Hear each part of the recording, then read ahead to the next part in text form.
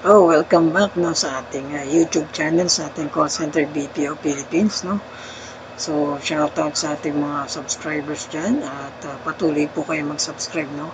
Ang topic natin ngayon, ano nga ba yung mga requirements na nire-require ng call center kapag kayo ay sakaling na-approve na or natanggap na, no.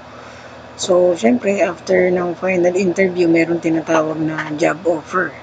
Sa job offer, nandoon yung mga kontrata na pipirmahan mo.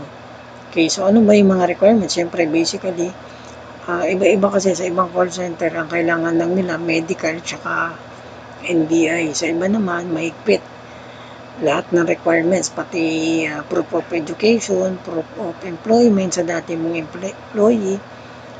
Siyempre, dineclare mo may trabaho ka nag-work ka dati. So, hihingan ka nila ng proof of employment, no? So, yung iba pa nga hinihingian ng proof of business kapag dineclare na may business, no?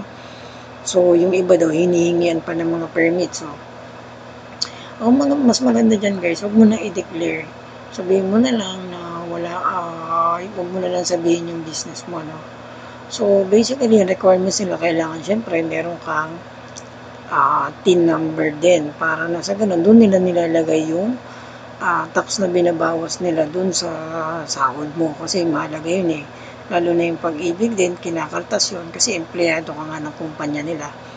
So, meron kang karapatan na umutang sa pag-ibig, mag-loan, ganun din sa SS, no? So, may mga SS loan yan in case na kunyari, meron tayong tinatawag na maternity loan or maternity benefits. So, dun papasok yun. Okay? So, kailangan at least kumpleto na muna yung requirements mo, NBI, police clearance, yan. May mga backup ka na. Okay, ano-ano pa. Kailangan may ID ka, ID picture, 2x2, 1x1. So, yun yung mga basic requirements dapat na dala-dala mo na habang nag-a-apply ka. Kung hindi naman, pwedeng mag-apply ka muna to follow na lang. May mga ganun kasing company. So, yung iba nga, hindi sila ganong maigpit kasi nga nagmamadali na sila ngayon na maghanap ng tao para dun sa account. Okay, so yun lang guys, and thank you so much. Hopefully nakapagbigay ako ng tips sa inyo.